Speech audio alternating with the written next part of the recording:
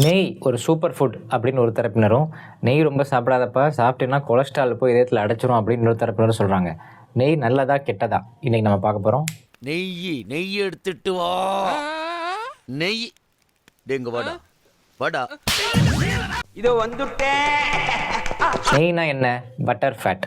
ஒரு ஸ்பூன் நெய்யில் 5 gram fat இருக்குது, 3.5 கிராம் சேச்சுரேட்டட் ஃபேட் இருக்குது. ஒரு சராசரி மனிதன் ஒரு நாளைக்கு 20 கிராம் வரைக்கும் சேச்சுரேட்டட் ஃபேட் எடுத்துக்கலாம். ஸோ நம்ம தாராளமாக 1 ஸ்பூன் 2 ஸ்பூன் நெய் சேர்க்கறதுல தப்பே கிடையாது. அடிஷ்னலாக நெய்யில் கான்ஜுகேட்டட் லினோலைக் ஆசிட் இருக்குது. அது ஒரு ஆன்டி இன்ஃப்ளமேட்டரியாகவும் ஆன்டி கேன்சர் ஏஜென்ட்டாகவும் ஆக்ட் பண்ணுது. அதனால கேன்சர் வராமல் தடுக்குது. நெய்யில் இருக்கக்கூடிய பியூட்டரேட் வயிற்றுக்கு நல்லது, கட் ஹெல்த்தை இம்ப்ரூவ் பண்ணுது. அதனால தான் எம்ஜிஆர் மீன் நெய்யில் வறுத்து சாப்பிட்டதா சொல்லுவாங்க. நெய்யை நம்ம நிறையா யூஸ் பண்ணுற மாதிரியும் இருக்கணும், ஆனால் கம்மியாகவும் யூஸ் பண்ணணும். அதுக்கு ஒரு ஹேக் இருக்குது. 1 ஸ்பூன் நெய்யை நம்ம உருக்கணும்னா அது 2 ஸ்பூன் நெய்யாக மாறிடும். அப்படி நெய்யை உருக்கிறதுனால அதோட சேச்சுரேட்டட் ஃபேட்டும் அதிகமாகாது, டோட்டல் ஃபேட்டும் அதிகமாகாது. ஃபேட் கண்டென்ட் அப்படியே தான் இருக்கும், ஆனால் நமக்கு 1 ஸ்பூன் நெய் மட்டும் 2 ஸ்பூன் நெய்யாக கிடைக்கும். ஸோ நம்ம நிறையா யூஸ் பண்ணுற மாதிரி நமக்கு தெரியும், ஆனால் நம்ம கம்மியாக தான் யூஸ் பண்ணுவோம். ஸோ இந்த டெக்னிக் ஃபாலோ பண்ணுங்கள்.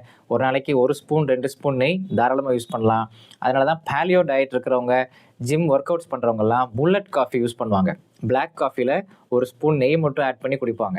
நம்ம எப்போதும் அடிக்கடி சொல்கிற முக்கியமான விஷயம், எல்டிஎல் கொலஸ்ட்ரால் 100க்கு கீழே இருக்கணும், ஹெச்டிஎல் கொலஸ்ட்ரால் 40க்கு மேலே இருக்கணும். இதை ஞாபகம் வச்சுங்க. ஸோ டேக் ஹோம் மெசேஜ், நெய் நல்லது தான், but moderation is the key.